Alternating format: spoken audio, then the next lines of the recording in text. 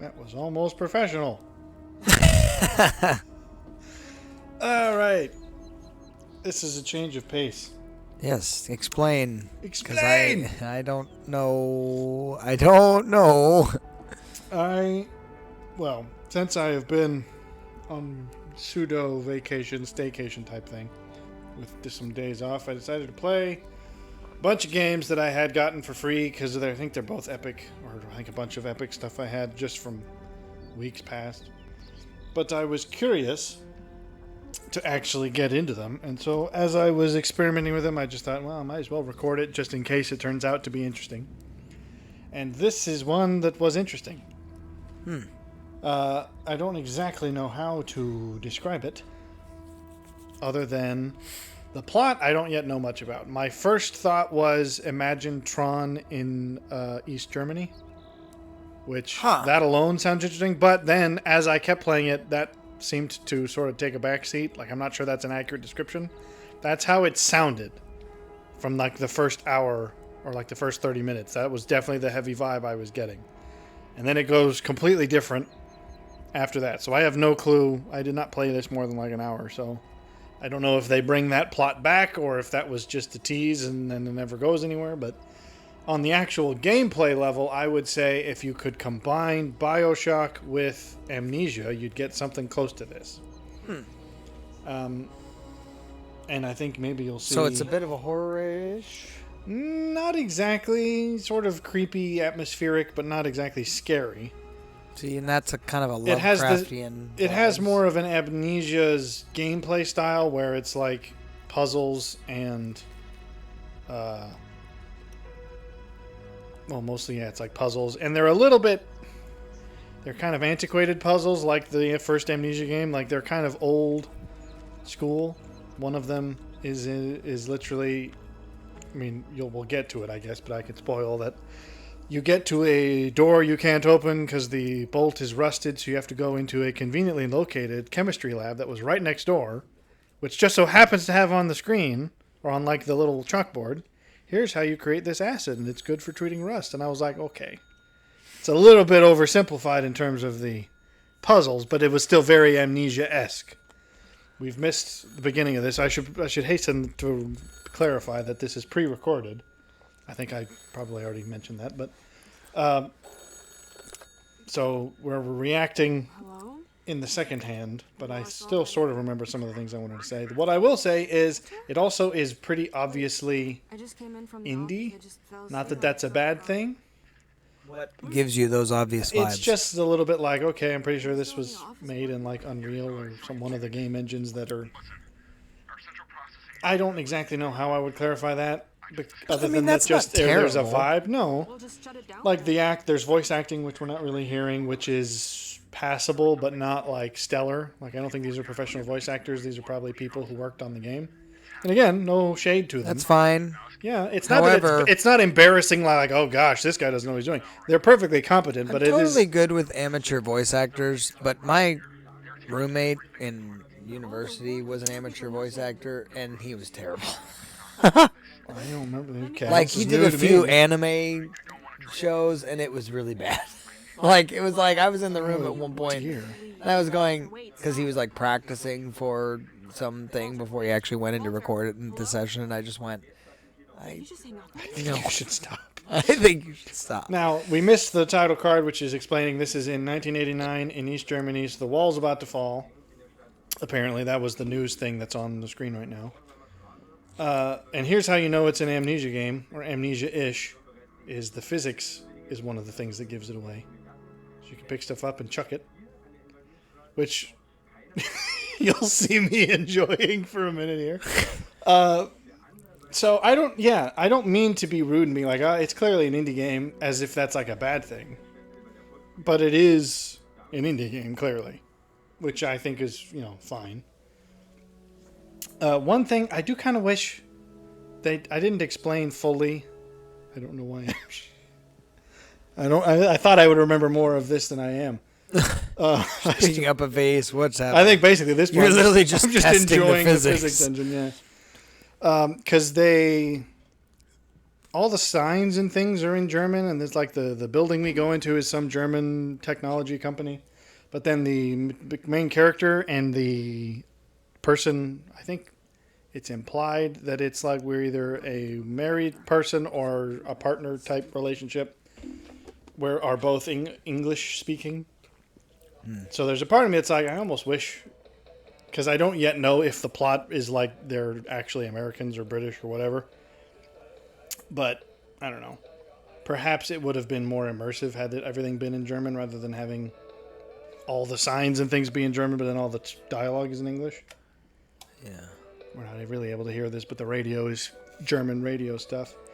The reason that I had the question is, how much were you able to actually parse out, even without, like, the parts that were English, obviously you understood, but you know enough German that you may have been able to actually understand some. I mean, some, sure. But the thing is, they also have translations over signs and things, which I didn't realize at first. Oh. But they do.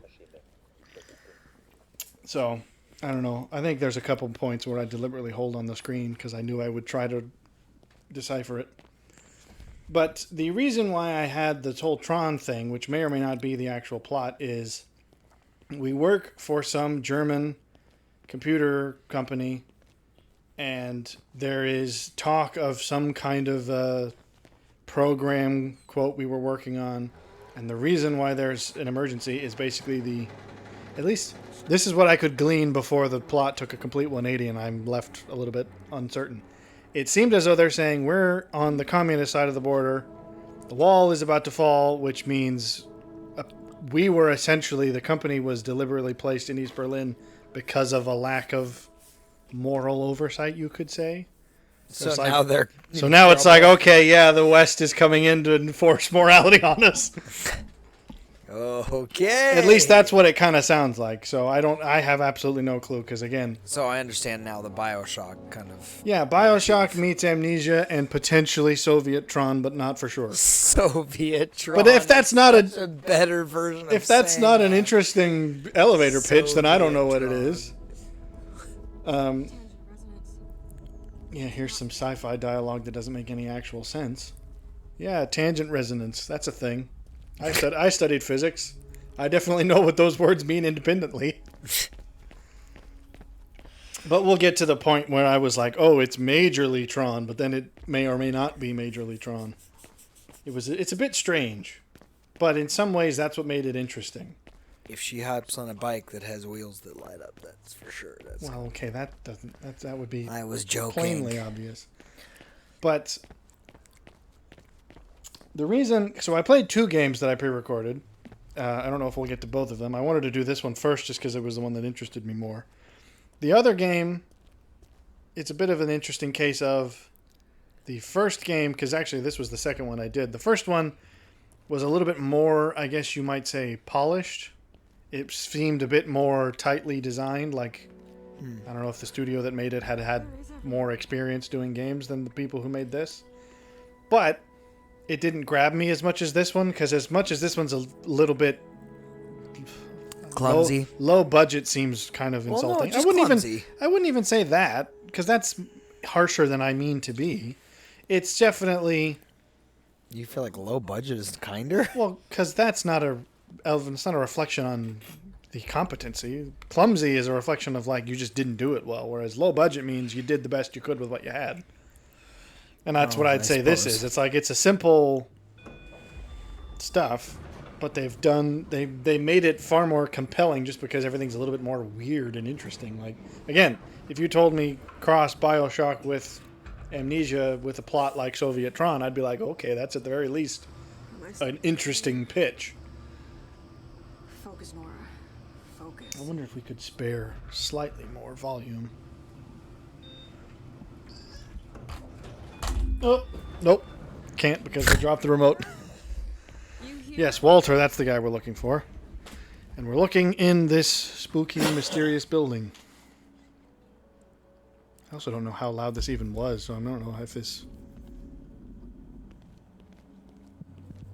And now you're under the water somehow. No, that's actually like the server room. That's the giant computer. Because what I was teasing. It started out by suggesting like, oh, there's this mysterious program. I was thinking like, okay, is it some kind of an AI plot? Because that's kind of how it was sounding. And there's a massive stogie in that thing. Atlas, there you go, is the name of it, as you can see on the computer. But then it sort of goes more Tron-like, where it's like, oh, it's not exactly an AI, it's more of a giant simulation, potentially. But even that I'm not sure about, because I didn't get far enough into it. But anyways.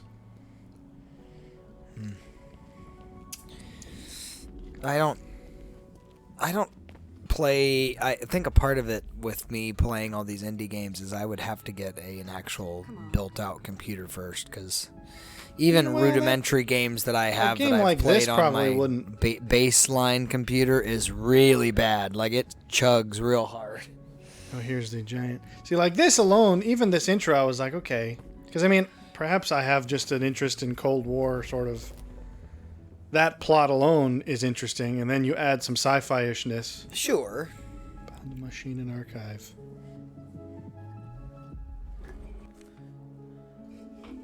And then, yeah, I there's far more Amnesia than Bioshock. The only thing that makes it Bioshocky is the sort of slightly 20s, not exactly 30s-ish. steampunk, but more techno-punkish. Yeah.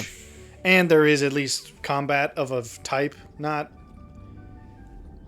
It's certainly not Bioshock combat where there's like really high action and a lot of energy. It's much more creeping and sneaking, but you do get into fights more than you did in Amnesia, where all you could do was run away. Yeah. But still, there was just something about the vibe of this one that kind of captured my interest. Because I'm not opposed to... I think what also... and it's hard to sort of describe since we haven't done the other game, because the thing about the other game is it was also a semi-interesting setting with a reminder of a game I've already played. I guess I could we'll get into it perhaps when we do that one, but that game, the other one I played, is almost like, it's very similar to Darkest Dungeon in the play style. I actually have never... I don't recall, did we play that together? Yes, we played it a bunch of times. Or twice, I should say, which is a bunch of times. I know Amnesia we played all the way through. Yeah, we didn't do all the way through Dungeon. Oh, yes, okay, yeah, that's the one. But it's very similar style, but it's set in a like steampunk Victorian London, which sounds like, hey, doesn't that sound like an interesting combination of two things you're already kind of interested in? But the thing about it is there wasn't a story that grabbed me. I was like, I'm not particularly... Oh, okay, so I did turn this up too loud. I guess context is the right word, from like, I didn't really grasp why anything I was doing mattered. Where this, I'm like, okay, really, there's not much gameplay other than wander around. See, this got me. It's like, what the heck? Just giant fish thing because I believe it's got like SCP vibes. Yeah, almost. I'll look up at the second, because these are apparently different days. Yeah, 96 hours. So they talk about, quote, some kind of program that they were using that did all of this. But that doesn't explain at all how some things turn into fish and some things are... It's like, I still don't know what the heck any of the actual plot was about. Or what any of these individual things mean. But not knowing is what makes it more interesting to me, whereas... I don't know why I kept coming back to that, other than that it was weird. But... yeah, because it comes down to, I guess, if we're gonna let's say the brilliant machine is what we're talking about.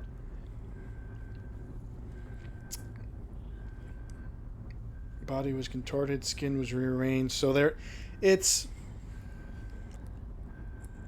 yeah, I don't exactly know where any of this goes, because they're talking about this machine that could apparently do weird things to living beings and like mutations, and so I was having a kind of...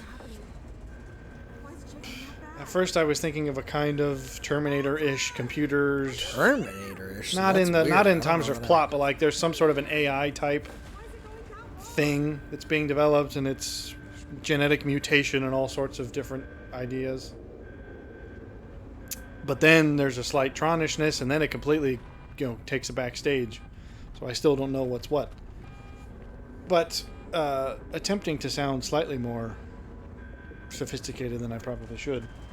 Have we ever talked about the concept of the 3 C's of game design or gaming?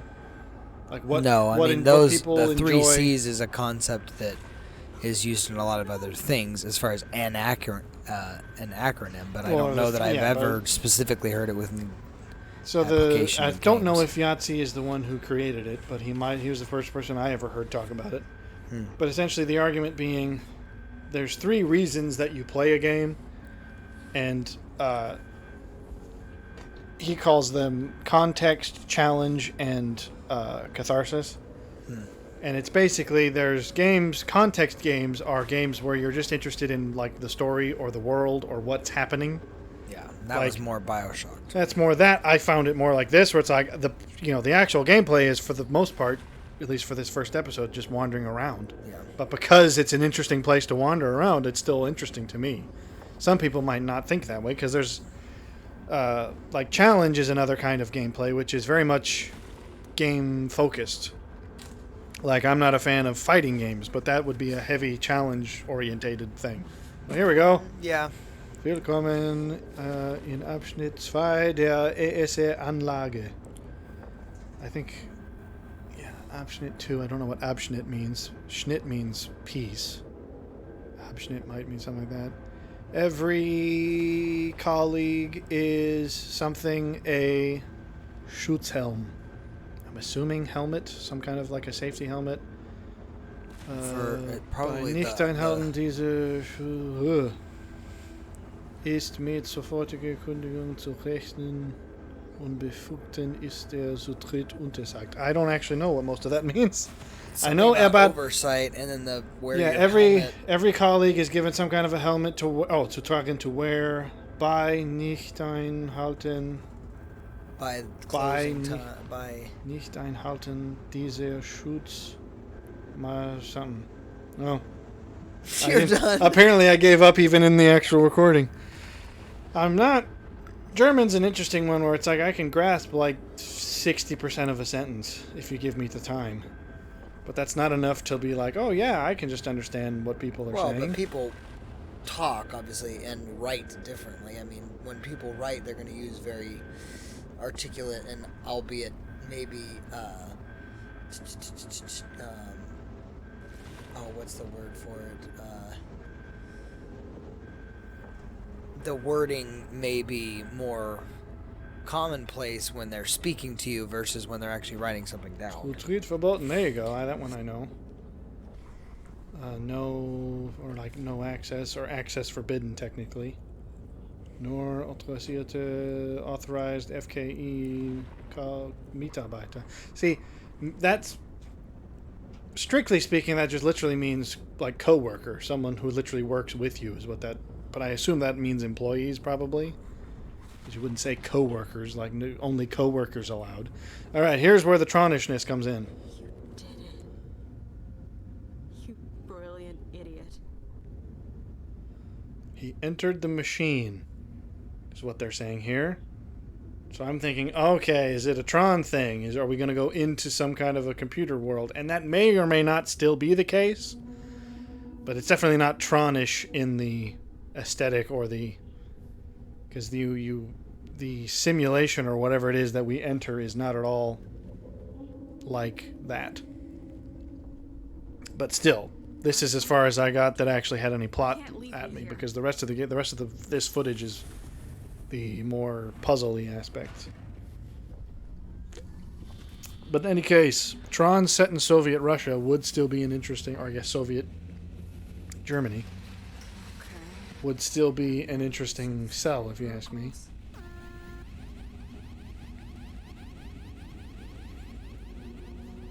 And you could say these puzzles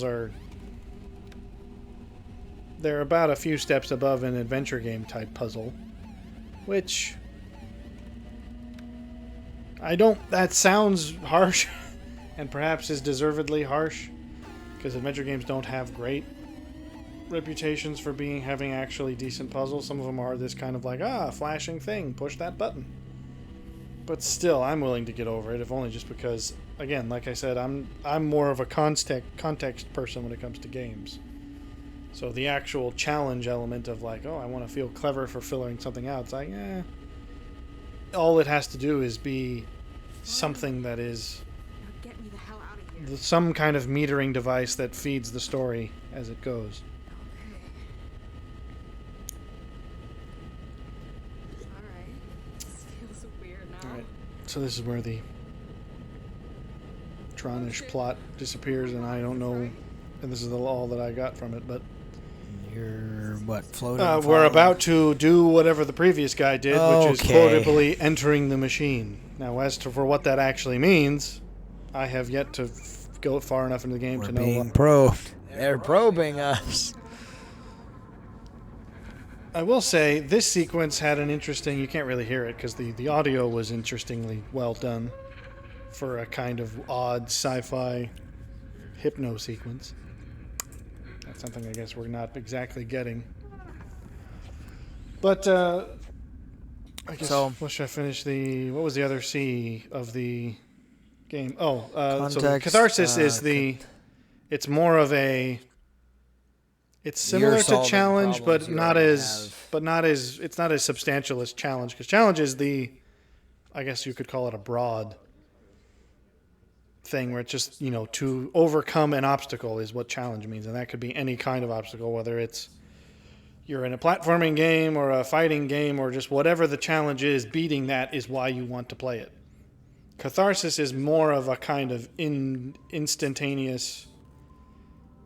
I mean, some games rely on it more than others, but it tends to occur in all games where, it's just the satisfyingness of the actual actions you do. Shooters are often like that, where, especially it's the sort of Doom type high action shooter where it's just fun to, sprint around and shoot things, and that technically has a challenge element too, but the challenge is more of beating the level, whereas, beating an individual, NPC in this particular sequence is more of the cathartic. It feels impressive to accomplish. This is That, and you have to, as you continue to progress, there's a bit of nostalgia. Not even now. Nostalgia doesn't the right word. It's more like about that. thinking I mean, back old games as you're playing. We're definitely more in the challenge mode than the story. No, but I'm getting it like with the catharsis. You are,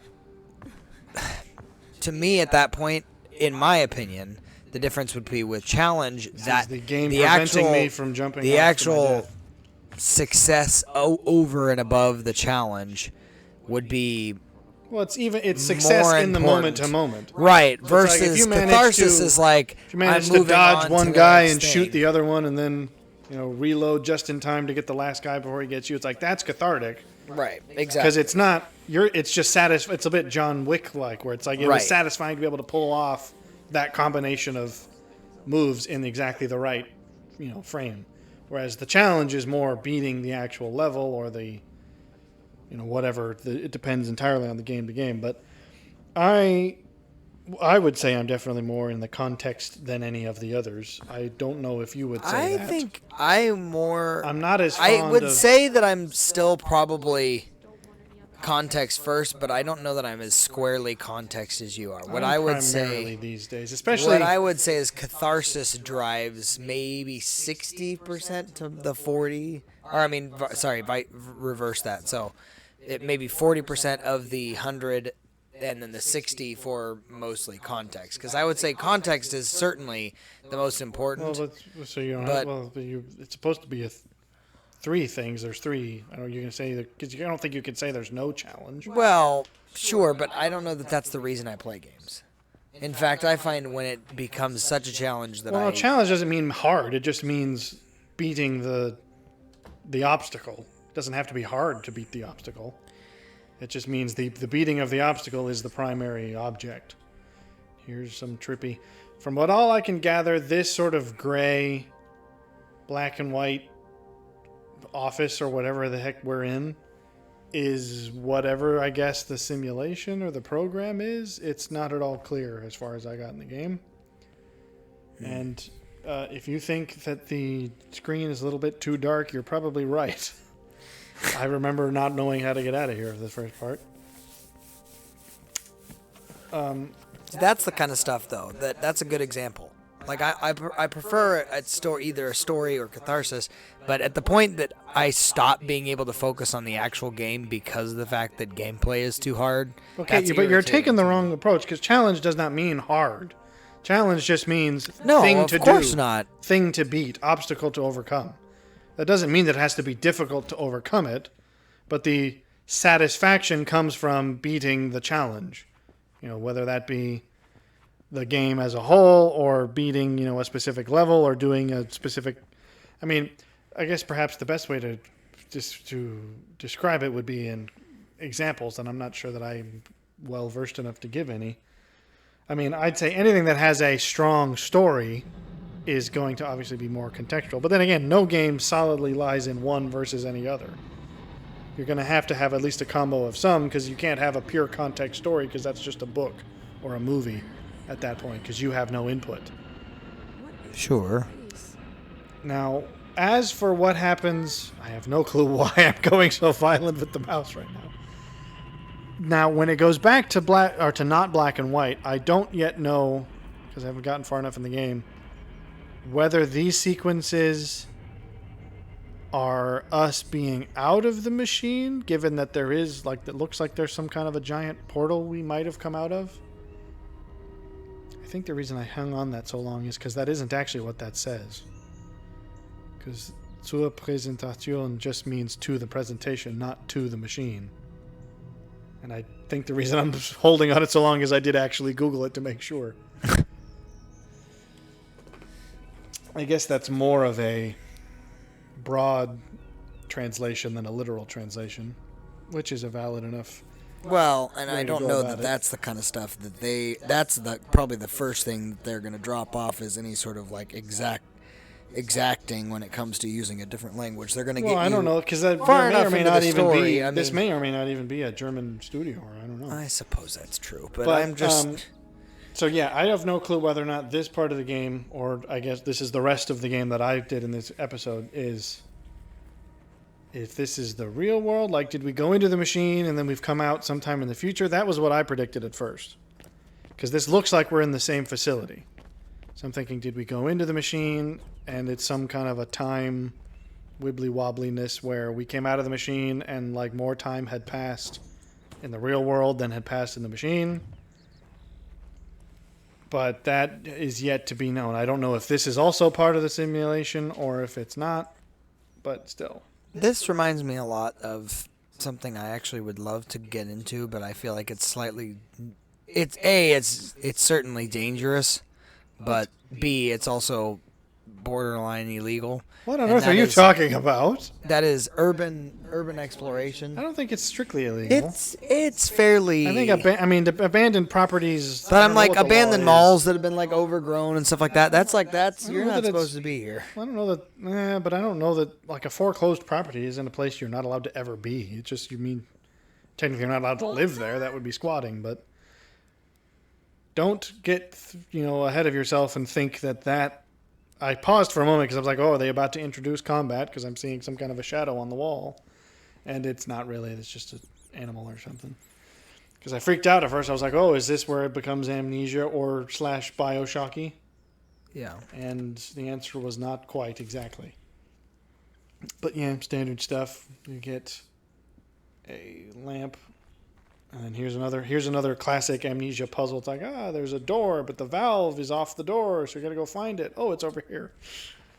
So again, the puzzles aren't sterling stuff, but again, they're not the point. This is not a puzzle game.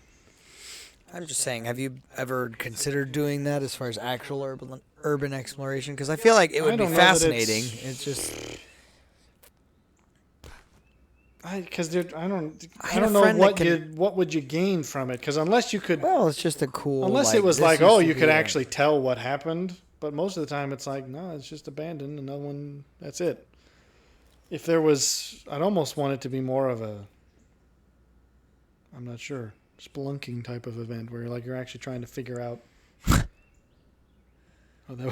It's me appreciating the physics as well. So yeah, I don't know. I'm curious as to the. I'm still curious as to what the actual plot is in these points.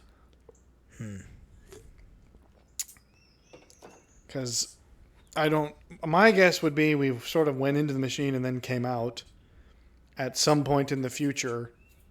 Because I think these sections are the real world, if only because they go back to being in color, and this looks to be the same building we were in before. But I'm still not certain about that. So the example, I think, is we're going to have to give examples if we're going to try and understand what each of the different C's actually represent.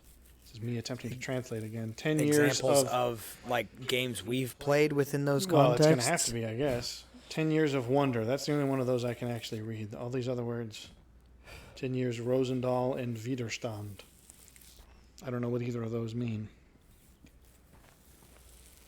Oh, 10 years of the Wonder Machine. So yeah, I don't know. Like, context, again, is any game where the story is the main purpose. And that, I mean, I guess... find indie games do this in droves. And it's very... No, not necessarily, because there's definitely indie games that are all about, like, here's a Maybe. specific kind of platforming game. Yeah, but I'm just saying, these kinds of indie games, I feel like they do them better. Well, that's, than I mean, if only, more sure, but large that's hardly... studios. That's only because that's all they large have to studios focus don't on. do anything well Right, anymore. exactly. Because large studios used to do... Okay, what? Oh, yes. Have a look at him. Hang Can on. you? Hang This is on. some sort of weird bird man. I want to actually go back a second, because I do think I did like a spooked double take when I first entered this. Oh, that was it. Hang on.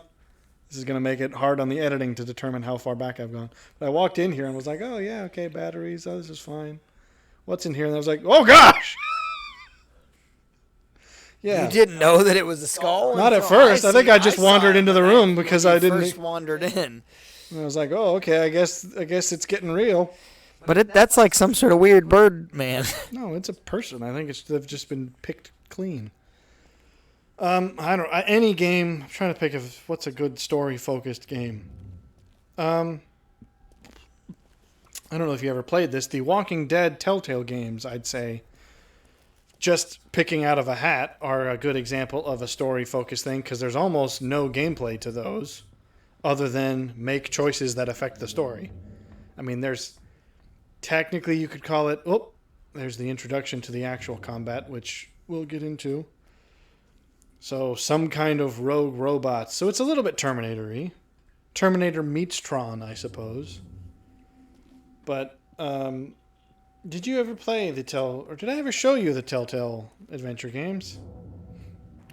Or have you ever played them separately? I don't know that you ever showed them to me. I don't sadly have them anymore because a friend of mine was the one who loaned them to me. I did play through both of the seasons, but those are essentially, I mean, they're basically adventure games where all you do is solve puzzles, not even solve puzzles, wander around to stumble on solutions to problems that affect the story. So basically the entire point to play it is to uncover the story and to have a certain amount of impact. Like you get to make certain choices about how you proceed when faced with certain obstacles, but it isn't... I don't think you could call it a challenge or catharsis-based game because your only real control over anything is the decisions that are made. Most of the rest of it just happens kind of... Well, it's almost like not personified, like It's a sort of... live-action version of those old-school books. Did you ever read those? It's not a live-action thing. It's still a like video where you game. like choose your own adventure? Well, I mean, that's why they're called kind of a adventure thing? games, because they're basically that concept. Yeah, but most of them don't quite take it that seriously. As far as it being Well, because like most... I mean, the thing is, when you play these things, you realize there's only so many options that you can take. So the idea of like, oh, if you make a certain choice, the entire story will be different. It's like, well, not really. A handful of things will be different. But so within time travel, what? like the notion of How did you? Okay, sorry. What part of your brain thought that was where we were going with this? Well, no, You've 'cause just you would talk- completely thrown me. No, sorry. You were saying within Yeah, the this Telltale Adventure games about time travel. because it's a part of this game. Well, maybe. I don't know if it is or Well, not. okay, but it was a theory you It had. So I'm seems just like saying. that's a probable So- interpretation. Within that context, because I was thinking about this the other day, I arguably, to me, Not sure why I'm time standing travel at this. is the best of all possible superpowers one would be able to have, because I don't think I if agree you had with the that. ability to control time, and here's why- Intelligence would be mine. I'd pick the Tony Stark option. well, but yeah, but see, that's my point. Well, no, because time travel, you you'd could be literally limited. have- You'd be limited to that one ability, whereas I could probably No, get a whole bunch of different scientific things to work. No, but my point is that Here's one combat. ability would allow me to extend time indefinitely. I could know. No, anything not and necessarily, everything. because you'd age, unless you made a very specific part of the superpower that you didn't. I had an idea once for a No, short you story wouldn't about. age. You would just No, you would. Well, you'd have go to. back in time. Yes, but you. Well, here's with the. all the knowledge that you had. Well, I guess the question Because that's is how I do you actually think had time travel I had an works? idea for an interesting short story where if a guy was given the ability to freeze time, but he would still age.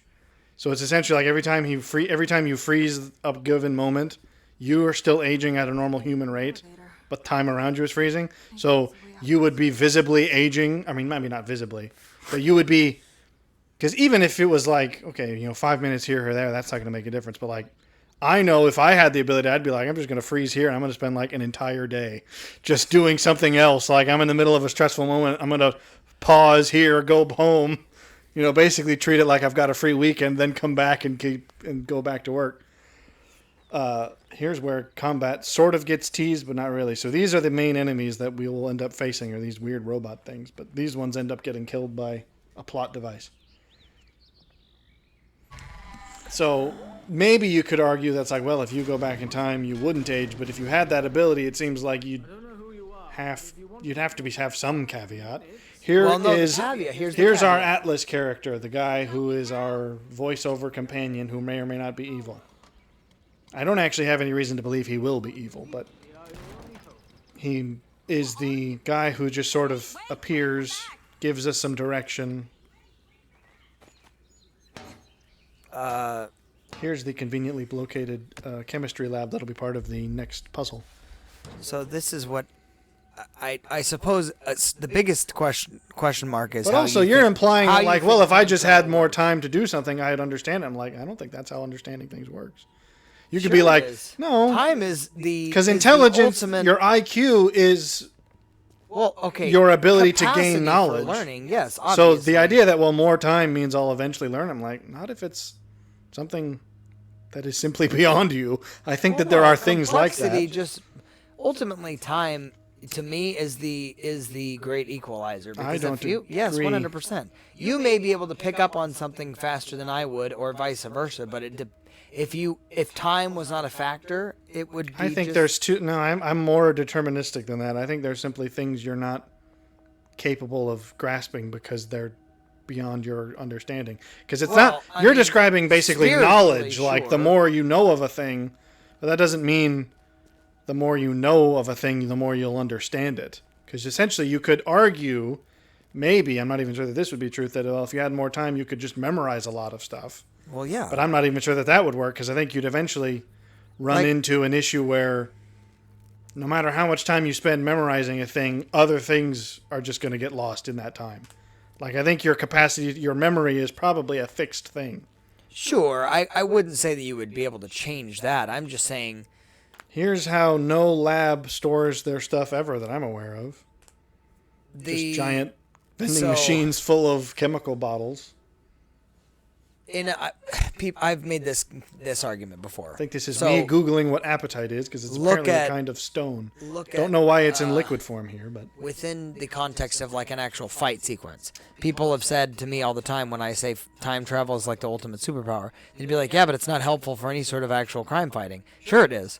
I yeah, but what have you're, the what I have you're the describing altercation is with the the incredibly person. terrible movie Next, starring Nicolas Cage. I don't know what movie you're referring to. It's really but- awful, because essentially it's not exactly time travel, but he has the ability to perceive like short bursts of the future. So they show him getting in fights where he'll like see all of the different ways that he gets beat, and then it'll cut to the actual thing that happens, which is him doing like the perfect sequence that prevents him from losing. Well, so it's that not is exactly what it would time be, travel. It's more like But what I'm saying is it's future actually seeing. from time travel. So you have to. The thing is, the thing that would suck about the superpower is that the reality is you would have to live it. So it's like I'd have to go through a fight in which I was actually, obliterated. there is a and humorous then time travel back and go. Now I know exactly what he's going to do, so I would have to adjust. Yeah, but that's also asks a philosophical question about a deterministic view of like he's going to do this every time, so I just go back. Well, yeah. But it's like you don't know that if you've changed the first move, so you've dodged his first attack. Sure, Now then the it's rest gonna of be time, different. he may do a different attack than he did the first time. And you'd have to relive that again. It would be like, okay. So I you don't have think to that get- this actually benefits you. 100% in any way. would benefit No, it's you. a little bit like There's monkey no way you typewritering. No. They say all I have to do is experience every possible combination of this it's- fight, and Okay, eventually brute I'll force win. hacking, yes. That is Yeah, what- but that's what why. it But is. yeah, but that's why brute force hacking doesn't actually work. It does work. Not terribly well. I disagree The difference, with you in the totality. difference between a 4-digit password and a 6-digit password is a supercomputer could calculate a 4-digit password in like, I think a handful of seconds if you set it to like hack it by just attempting every possibility, and a 6-digit password would be like several thousand years because every single option of variability increases the time. I don't know if it's exponentially, but it's like significantly. So you talk about a fight which could contain who knows. A theoretically infinite number of possible moves Sure. means you would have to spend, maybe the equivalent of like 100,000 years for a single fight. And I don't think that's actually going to... I think that the downsides of that, if you had like the ultra magic version where you don't even age while doing this, which I think wouldn't even be interesting at that point, you'd have to have there be some consequence of like every time I use this ability, I'm still experiencing it, therefore I'm still... aging. You'd probably you wouldn't even physically age, you'd just mentally go nuts. No, here's You'd what... deteriorate mentally after that time. That's certainly true, but I would say... At which point, I again don't think you've gained anything from that it. would certainly Every happen single just fight you simply won because- probably ages you 1,000 years Because mentally. time is so transient to you, I would say that would happen even if that wasn't some sort of outpouring of the or outgrowth. Maybe, of but if the- I got to live 1,000 years as an immortal vampire, that would be 1,000 actual years. Whereas if I spend Sure. 1,000 years winning one fight, then I think you just go mad. It's like, okay, one single 30-second combat encounter, you spent 1,000 years perfecting it. Then I'd be like, all right, I'm done. I'm not fighting the next guy. I'm taking a nap first. Like, I don't think it's a very practical thing. Sure. What I'm getting at is What you're getting at is you don't want to talk about the 3 C's of game motivation. Clearly.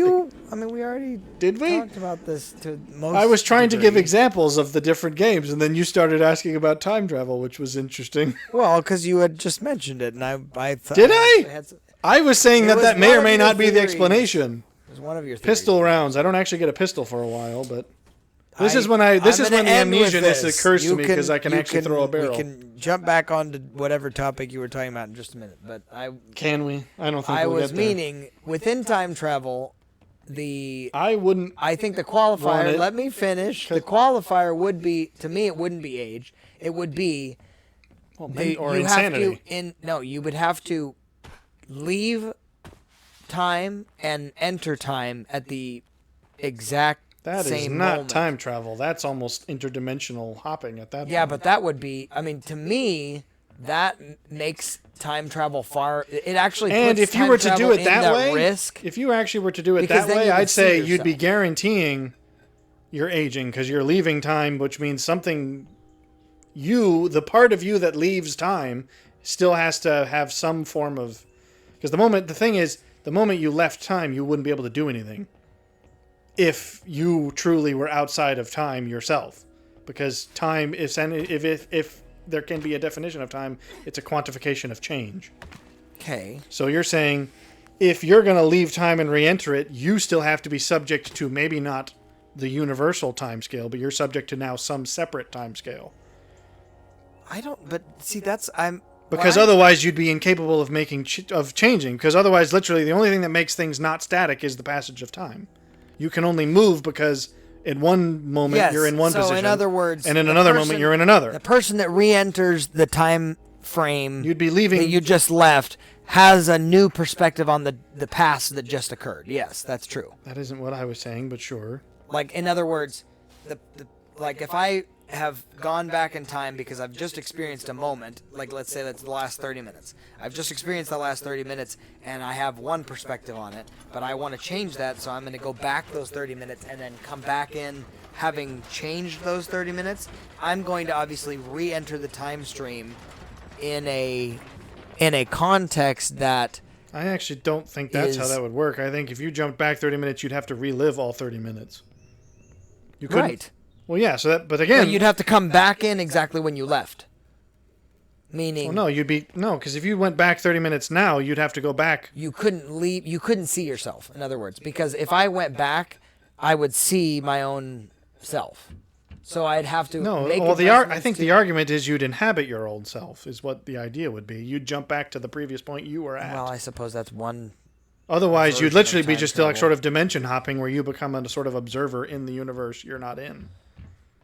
Which again, I don't think suppose that's not that's what I time was travel. thinking. That's more of a kind of quantum existence, sort of being able to project yourself or something. Well, maybe that's what I'm referring to as opposed. But even then, to, I don't think you're I don't saying see you what would the gain jump of any back- of this you would give saying, you. I Because I would. think every single thing you attempted to change would be far more laborious to change it than other powers would grant you.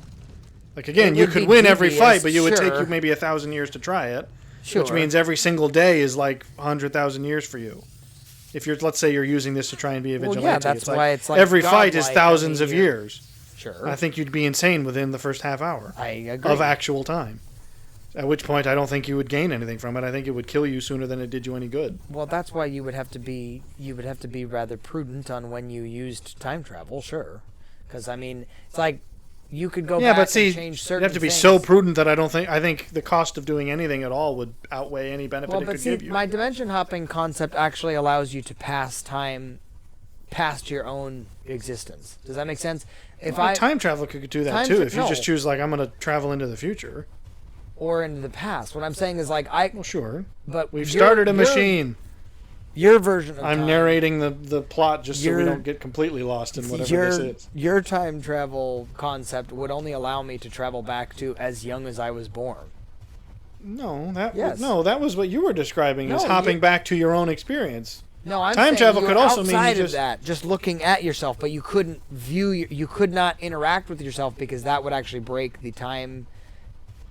Well, I think the argument would be any time you, or I mean, again, and I think there's different science fiction scenarios in which this doesn't get addressed. I think I get stuck on looking at this because the belts don't actually move with the. And you were upset about that. I think I was. I'm sure that there are some time travel stories in which you would go, if you went back anywhere, you would become a second version of you, a little bit. Which is No, the I was way- about to. Well, I was about to cite Back to the Future, which is not that, so I don't know why that came to mind. But there's also, I'm sure, almost like a quantum leap sort of thing where you would just inhabit the previous version of your own body. But that wouldn't work if you wanted to, like, say, go back in time. Yeah, it would. The only argument would be if you go back in time to a point when you already existed, you would inhabit your previous self. But if you don't, if you went back further than you would just be a bystander. Okay, or you but could then make how the would you argument that- exact change at that point. Well, you could still exact change. You would just be a person that... You would just be an added person in the population. I'm not saying you wouldn't you're exist. hijacking someone else's body. Well, that's how Quantum Leap works, actually. I think that I might be citing the wrong movie, but I think that's why that works. Where it's like you can only travel back in time to prior people. So you would literally be hijacking a different person's body and being able to sort of take control of them for a moment. Here's when the combat catches me out. So it's not horror exactly, but these things are a little bit spooky when they just come out of nowhere at you. They're a bit of an unsettling... This is how robots would actually be scary. And yeah, I attempt to hide without realizing that this is a... And I thought I could fight them, honestly, but then it just doesn't work. Eventually I get a gun, and it still takes a lot to actually hurt those things, but... So it's not Bioshock in the sense of the combat. Because you're not meant to be getting into fights. Fights are definitely things you want to avoid, but they're not instant game overs. I don't think time travel would be worth the costs it would entail is primarily, and I think that's on a superpower level or a technological level, whether it was ever possible within physics. Which I suppose it would doesn't just seem be like the it ever would mastery be. of time. It wouldn't specifically be I could only travel. Well, if one you said way. if you gave me the ability, Like, hey, again, you could freeze time be- whenever you well, want, it's and not I'd be like, freezing only. It would be literally but I think you would doing have- whatever you would want with time. So that means either moving it forward, moving it backward, or keeping it still. but the question would be, do Or you in actually the- have so the it's literally control just over it, Doctor or is Strange. just time? We'll see, but man, that's too broad because he has too many other abilities. No, see, remove all of Doctor Well, Strange's then weird- remove all of Doctor Strange is what you're saying by saying that. Maybe, but I mean, imagine if you just had the eye and that was it. You have the eye of Agamotto and that's it. I don't think that would be of any use that Why? wouldn't instantly cause you problems that were greater than whatever you tried to solve. I I disagree. mean, this is the plot of most science fiction movies or most time travel movies, is that even if it was possible, it's almost never worth it. This is when I attempted to test if the game was as forward thinking. I just grabbed a bunch of these free chemicals they give me to see what it would do in the chemistry set. Because they gave me way more than I needed. I only needed the 2 for the actual plot. So I was just like, hey, did they do something interesting with the rest of these? They kind of did, but it isn't really. Like, they do make something happen when I try untested combinations, but it's not actually different for each one. They basically all just fail. I don't think it would be of any practical use, because everything you attempted to do with it would almost certainly cost you more than the benefit you got from it. Well, maybe that's true. I don't know. I was just curious what you thought, how you thought time travel would work, because in my opinion, that's it would be a control knows? of time, less a I'm functioning within my own body, but more a you're almost acting like it's a reset button just further back. Well, that's one possibility. That's how some properties treat it. Which would be weird, because then I'd have to relive those. What if you just wanted to change one particular passage of time, but then you want to move back to the existing reality? Your argument would be you have to go back enough to change that moment of time, but then just relive it up to the next point. Well, you were saying if it was like 30 minutes, then I would say, technically speaking, if you went back in time 30 minutes to a point where you previously existed, I guess you could also then jump to the future, but it wouldn't make much sense to do that. Because it all depends on whose perspective, because essentially some science fiction properties treat the universe as fixed, as in, I don't mean the universe as in the sequence of events, but like time passes in the universe whether you're in it or not. Yeah. The universe can't actually, the universe is constant, you're hopping around in it. It's how some science fiction properties treat time travel. Some treat you as the constant and everything changes around you. And that's just two different styles of the genre, I think. I'm not sure how either of them would work in any kind of actual practice. Because sometimes the argument is that you become the only true constant and everything else is constantly changing around you. Which is a little myopic, wouldn't you say? I don't know if... I'm sure that there is some sci-fi property where that's the case. I don't know if it actually exists. I mean, I'm sure it does. I just don't know offhand what it would be. So what, I guess then the second question, before we get back to the C's, would be what would your superpower be then? I said it's some kind of hyper intelligence, because then you could do just about anything. It's basically the Tony Stark thing, where it's like, yeah, you technically, or I mean, it's not unlike Batman, not like where he it's had like a you're not. superpower. He was just brilliant. He was, you could call him preternaturally intelligent. I mean, he's about probably as intelligent as a Sure. person could be without being superhuman. That's kind of the whole point of him in the comics, is he's actually intended to be like one of the most intelligent people ever. So superhuman intelligence, it's as opposed to normal intelligence. I don't know how you'd quantify superhuman versus normal. I mean, that's a difficult thing even in of itself, but essentially unlimited IQ, I guess. Where it's like your ability to gain, because again, going back to the concept of whether or not, intelligence is something that you would improve with time. I'm not sure that it is. You could improve knowledge with time. But I don't think knowledge and intelligence are the same thing. Intelligence is the acquisition and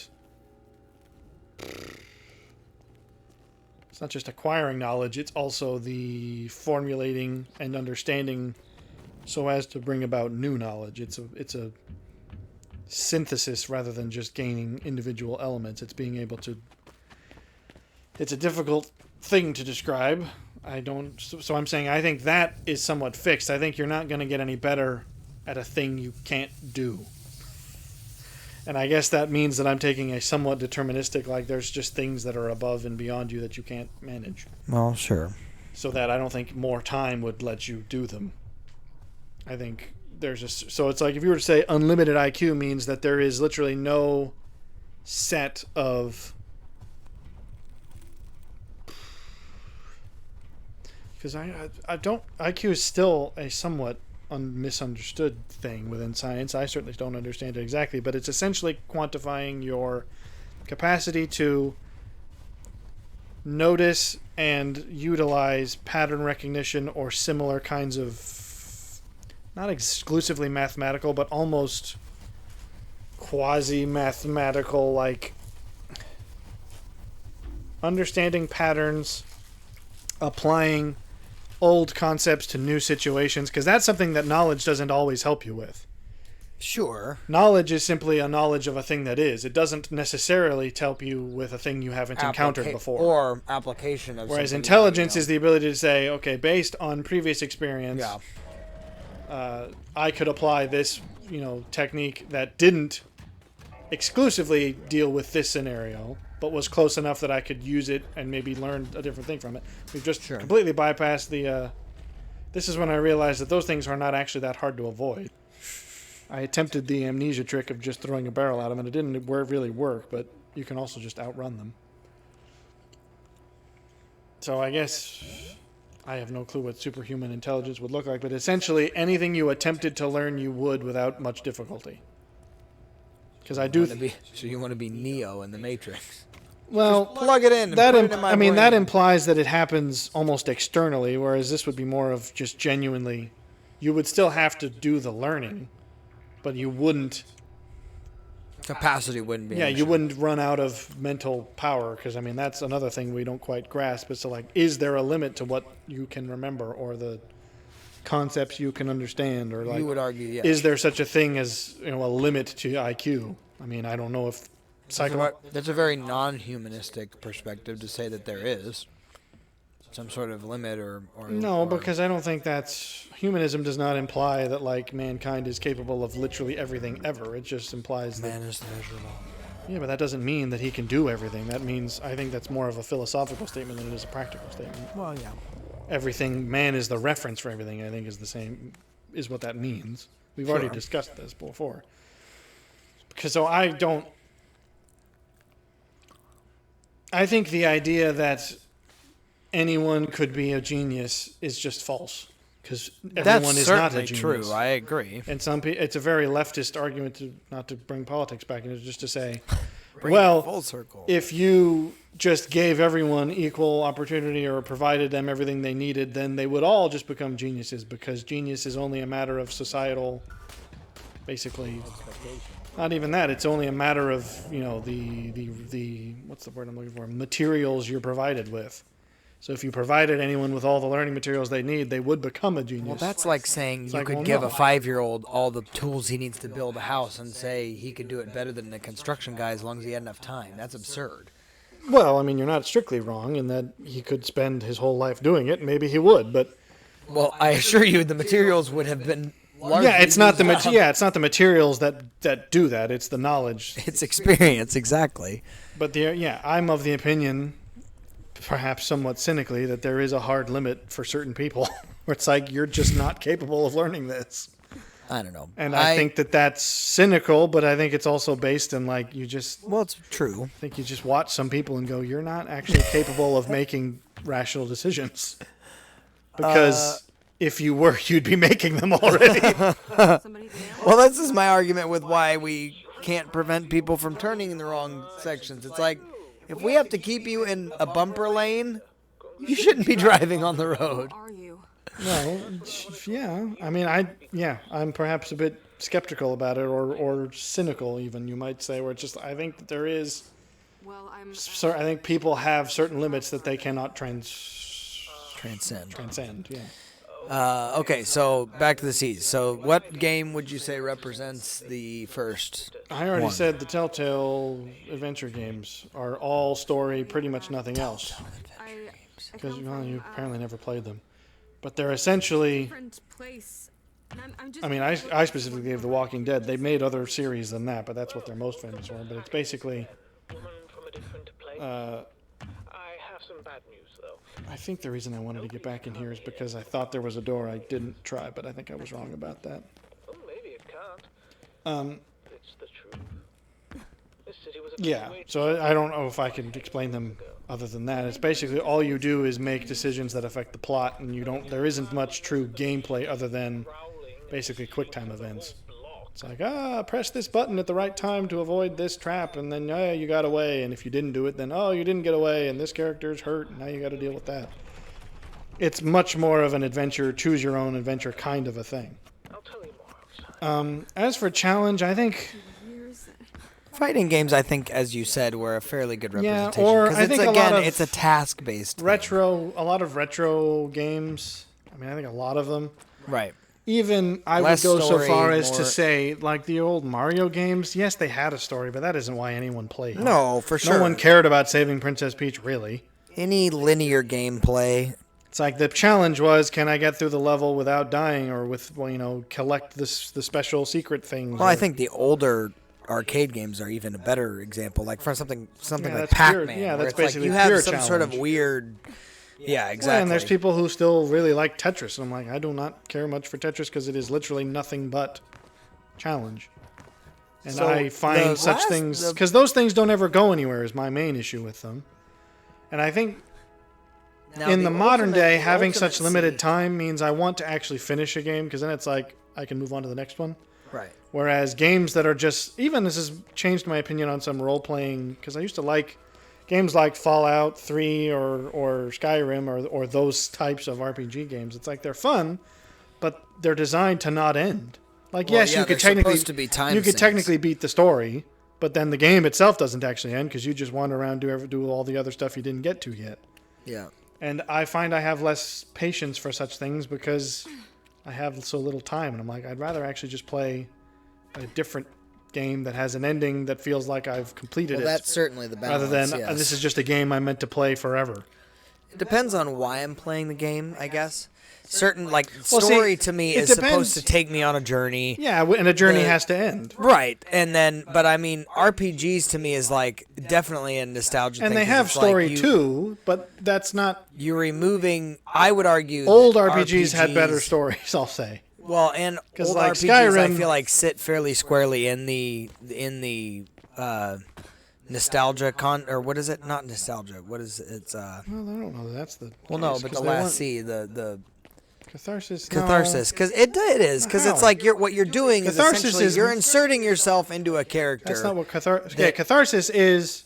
I'd have to link you the video because he explains Well, I it know better. what Because catharsis catharsis is. is literally the way this shotgun sounds and feels and the way the guy flies across the room. That's catharsis. It's like, I don't have to have... Why? Like, for instance, No, I played, that's the wrong question. Catharsis is the game is fun absent of why.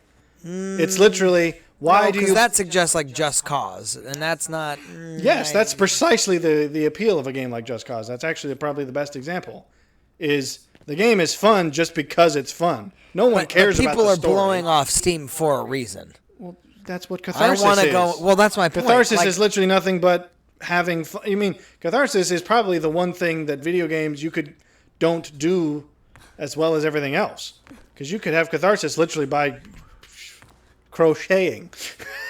I mean, you can do catharsis in almost any aspect of life, whereas the reason people seek out certain challenge or certain stories is that there are things you can't do in real life. You can't, well, I mean, you ought not just go on a killing spree with, shooting a bunch of random whatever. But see, that's terrorists my- or zombies that- or it's like, yeah, that's you could my probably point. get that experience I in was real really life. It's a real bad idea, though. Well, but I'm just saying that's you're inserting yourself into a character in which you don't have to deal with the ramifications of that kind of a choice. Like again, when I had a really that's- bad week that week, I wanted to play a Force Unleashed because I wanted to go choke some people out. Well, It's sure, like- but that is nothing but catharsis. Right, But that's not 100%. the example you gave. You said something. I forget what you said. I was saying role play is very similar. Role play games are because similar in that's- that you go, you're what you're doing no, is you're removing. But that's any not. But see, that's where I think you're serious- taking catharsis to mean what you experience playing it, and I'm talking about it more on what the game actually provides. Because you could Well, do maybe anything so. for catharsis. You could take a sledgehammer to an old car for catharsis. Sure. But that's you. I'm talking about what the game itself is providing is things like a shooting game is good if not just it has a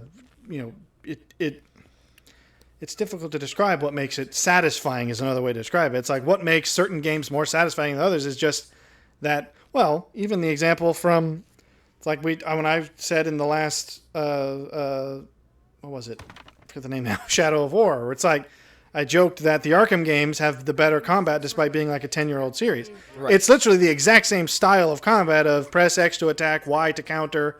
Right. You can use combos when you build up your meter enough. These are literally almost exactly the same combat system. Right. But one game manages it so that every punch feels more like a solid punch, and it doesn't feel as much like I'm mashing buttons. That's catharsis. The only thing that separates them is how satisfying is every button I push.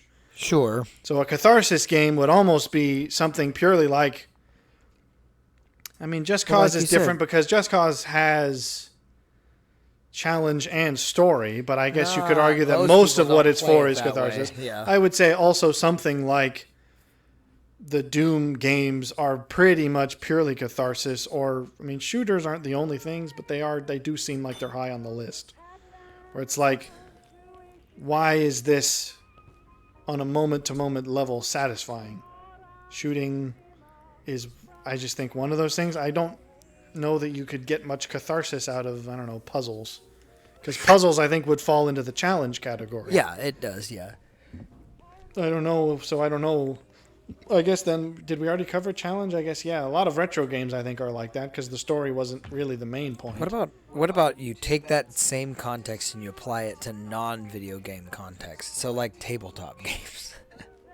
There are people who, that's already a sort of understanding, is that there's people who play those games for, I mean, some people call it metagaming, which is like just, I want to win. I want to beat the combat and counter. I want to beat the enemy and get to the end, and that's what they like. Whereas there's definitely people who are like, I just play because I like playing. I like the game. I like pretending to be this character and having this adventure. Right. That's obviously the more context. I don't know that you'd get as much catharsis in a tabletop game, other than, I guess, there's a catharsis, I suppose, in something like chess. Yeah, there's the strategic catharsis, which I guess goes hand in hand with challenge of, or mahjong. like, I used exactly the right combination of moves to barely squeak by with the little health I had left. It's like that's, I guess, cathartic. So strategy games can offer catharsis in the same way that they offer challenge. Yeah. I guess those would go hand in hand. Anyways. Well, this one's been good. Wow, this is longer than I thought. I must have gone longer because I was interested in this.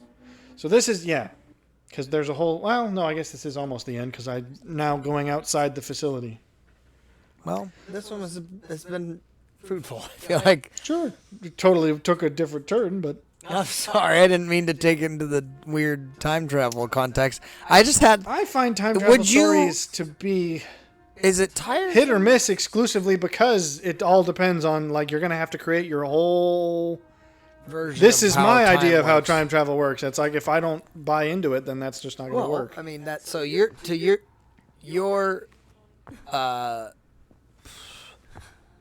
lean or propensity when it comes to time travel perspective would be what? I don't know. I don't know that I've spent enough time on it because I don't know that I ultimately care. Well, I mean, have you not ever given any thought to, like, if you could go back and change one thing, would you? No. You've never done that. Other than that, if someone gave me the option and said, "Hey, we'll let you kill Karl Marx." I'm not talking about that far back. That's a global event. Here's when the game did manage to spook me a little bit. We're not hearing in the room, but they do time this well where there's an audio voice. Yeah, that freaked me the crap out because one of the things that you just freaking jumped. One of the things you can't hear is in the background they're saying that you're hearing other people's voices in this, and one of them says, jumping. Well, no, you won't actually see them do that. They're just falling. It looks like this is just an infinite hallway or vertical Well, that's what you're column. saying. You hope that it's that. But one person, like one of the things in the background, it says, something about how he fell like an angel from heaven, and then that guy flew past my vision. I was like, what the crap? And then that just got me curious because they do just repeat endlessly. So it's a little bit now macabre. Portal. We're playing Portal. Well, a little bit. Well, see, Portal is a... You'd call that a challenge game, I think. It's puzzle-based, but it also is... Obviously, none of them are any one, because what makes Portal great is that it had a pretty solid story with some funny humor and some catharsis, I guess. I don't know if humor counts for the catharsis. It might. I guess, because you could argue that slapstick is pure catharsis. There's no context for it at all. Well, yeah. Which is why I'm not overly fond of it, because I like context in most of my media. I'm not a fan of shows that are also like, oh, it's just purely, it just never ends, and it's just every episode's the same. Yeah. I prefer, no, I want things to happen from one episode to the next. I don't know. Time travel's It's a dodgy business. I agree. I'm saying if you could. That's why I like the Doctor Strange perspective on it, is because he actually can control time on a larger scale. So it's like create time loops, continue time backwards or forwards, stop time. I mean, it's like... Now, obviously, they get away with it by saying it's whatever he's aiming at, which I think is a little thin. It's like, I can age you, but I can stay the same. Like, that would be weird. Yeah, just see, again, that's why I think it's more trouble than it's worth most of the time. That part I did kind of find annoying. So, say you could only go back in your own context, in your own body. There's nothing in at that point. There's absolutely nothing in my lifetime that I would go. But I'm saying at that point you wouldn't the only reason I'd even consider it is if you were to, and again, this would be almost like a. I'm sure there's sci-fi plots that are like, we're gonna go back in time and fix this one event and fix all of history. It's like, okay, if that was the kind of thing, then it's either Rousseau or Marx. I'm taking one of them out. If you gave me a double, I'd take them both. But in terms of would you go back and change anything in your individual life? I'm like, that's too. I don't even know what I'm going to do next. Don't make me go second guessing every decision I've also ever made. Well, I haven't decided what I'm doing in 15 minutes. That's the overthinker in me. All those decisions I could have made differently, I'll make those again. Except I do in my own head. I just don't actually get to live it out. Yeah, see, I just found that that's unhealthy. It's not. I'm not suggesting that anyone should try it. 0 stars. Would not try again.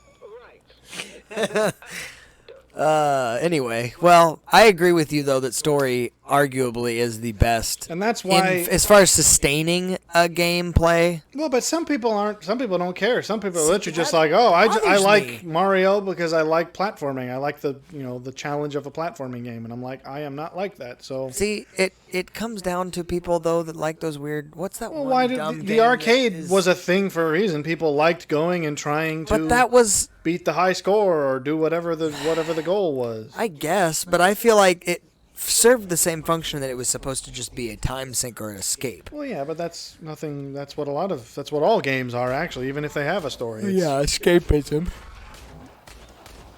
Is that the well rod? No, it's just an old timey gun. Looks a little well roddy. I don't know how long this goes. I know I stopped in this area. I think I die one more time, so I don't know when that happens. But he's twitching. He's twiddling his toes. So this game, for example, better for me than the other one. I guess I'll tease that the other one was called Circus Electrique, which was... That sounds awful. No, it was one of those things where it grabbed me because it was a free... It grabbed you. It was a free Epic thing. Join so us it was next like, week, here's folks, the for thing. Sexcapades 3. The little blurb was, I forget actually what exactly it said, but it basically gave the pitch I already did, which is like, dungeons, or darkest dungeon in a Victorian London setting. I'm like, those are two things I'm sort of all right with. And I guess the name was like, oh, it sounds vaguely noir or whatever. I didn't know Yeah, what to expect. no, that might. But that's the thing about it, is that it doesn't have the context I need, where it's like, okay, yes, it has a story and it does well enough at bringing it across, but it doesn't give me a reason to care. Not to be rude about it. It's like, sure, it's not that you don't have a story, it's just that I'm not interested in your story, or because, and I mean, that's again going to depend, because even people who like story aren't always going to like the same stories. This intrigued me because it's almost because of how bizarre it is.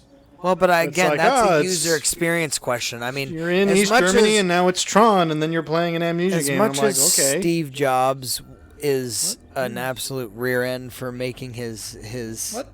No, I'm You're going. just somewhere with taking this. all sorts of Yes, I am. tangents. I'm going somewhere with this. As much as Steve Jobs was obnoxious for making his company one that didn't interact with other or play nice with others very well. He himself didn't always do that Well, I agree. But one thing I think he did nail is that it's all about user experience, or about the experience of the actual person who's engaging the content. So it's the same thing with games. Well, You're but going that's not uniquely him. I think any successful exactly. company knows that it's about what it provides to people. Well, so I'm saying the story, yes, is a part of it, but it's how I experience the story. Well, but again, you well, mentioned my, it with. But my point was, not everyone Arcane, likes the it's same like- stories. Where it's like, Well, there are yeah. probably people who would really think Circus of whatever is interesting. So, like, They're going to think, oh, this is a fun kind of story, because it's a little bit more zany, you could say. Bit cartoonish. Which sort of threw me, whereas this, far more grounded sci-fi, and I'm like, oh, that's... I guess I'm a sucker for the surreal at times, as much as I'm also kind of picky about it. This is the point at which I also realized a pretty game-breaking issue is when you stand on a collection of loose physics objects, the pathfinding for the enemies goes away. So he knows that I'm around, he just doesn't know where I am. I think it's got to do something with his pathfinding's probably... I don't know enough about coding to really assess, but I would guess that it's something like the enemy pathfinding uses some kind of marker for where your feet are actually touching the floor, or some kind of like, this is where the character's standing. So if I'm standing on something that is not part of the main floor, he loses his tracking on me. Because watch, I actually experiment with this. It's kind of humorous. Because when I'm standing on the ground, he knows exactly where I am and he comes right at me. But every time I jump up onto something, he's like, where'd you go? So, yeah. But here's the other example, though. Well, but see, this is also what makes it difficult is... I was going to give an example that totally throws things for a loop. Because remember, the game we played was called Slain Back from Hell, the Doom meets Castlevania. yeah. That game I played all the way through because, I mean, it has a story, but That's not why you. I didn't engage with it. I just enjoyed, like, I'm not usually a fan of platformers, which is what that is. again, it's a user well, I guess it's experience at that Castlevania. point. It's a Castlevania-ish platformer, so there's also the combat's part of the appeal. But we also played the game, I think it was literally like the next week, there was a game called, what was it? It was the weird... I don't remember. I'll have to. No, that's almost a purely story-based thing as well. It was a similar kind of vibe where it was like to the same game where it was sort of Doom-ish. You're fighting demons and spirits and things and whatever, but the context was well. But see, now that Slain had I'm referring to the context as well because the appeal of that was, I guess, it's. I don't know. Maybe I'm more fussy than I think. Is that I need a right balance of everything. Because the other game was basically you were going through this sort of tower, and every level was just some bizarre random combat thing. So it's and it had no context, but I also just didn't enjoy the actual challenge of it. Well, but that's literally the plot for the Game of Death. I don't know what you're referring to, so It's I a don't. very, very popular Bruce Lee movie in which I'm he going has to to have move to through look the up- 17 or the 13 levels of whatever, and he has to beat each individual.